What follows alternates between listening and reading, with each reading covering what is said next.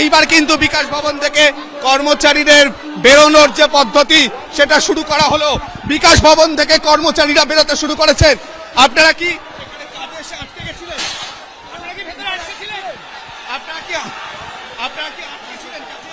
হ্যাঁ, এতক্ষণে কি বেরোতে পারছেন? না এইমাত্র বেরোলাম, বুঝতে পেরেছি। হ্যাঁ, এই মুহূর্তে অনেকেই কিন্তু এবার পুলিশ কর্ডন করে যারা বিকাশ ভবনে আটকে ছিলেন তাদের বার করার যে পদ্ধতি সেটা শুরু করেছে। এক এক করে বেরিয়ে আসছেন সবাই। আপনি কি আটকে গেছিলেন ভেতরে?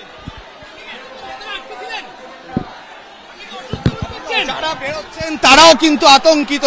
সার্বিকভাবে যে পরিস্থিতি, যারা এতক্ষণ আটকে ছিলেন ভেতরে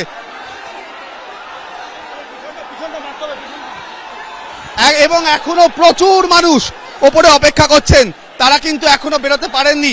তারা ছাদ এবং বারান্দায় তাদের নির্দিষ্ট যে ডিপার্টমেন্ট সেই জানলা থেকে পুরো পরিস্থিতি দেখছেন।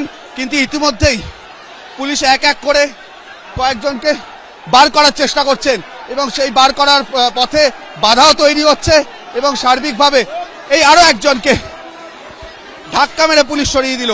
কি অভিযোগ, কিভাবে লাগলো? পুলিশ মেরে উনি বলছেন আমার পায়ে লেগেছে, আমাকে একটু দাঁড়াতে দিন।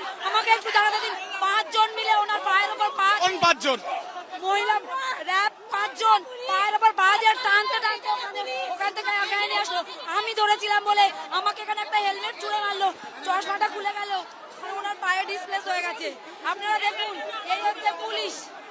ইতিমধ্যে দেখা যাচ্ছে যে একজন গুরুতর আহত হয়েছেন।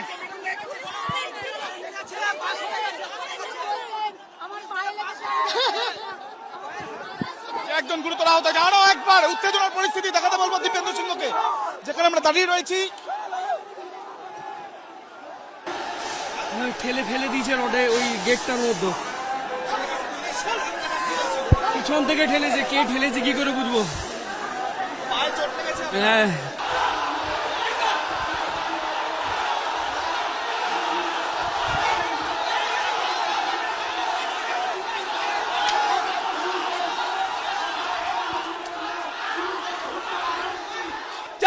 আমাদের চাকরি হারিয়েছে, তারপরে চোর সরকার আমাদের উপর অ্যাটাক করছে। আমরা এখানে অবস্থান বিক্ষোভ করবে।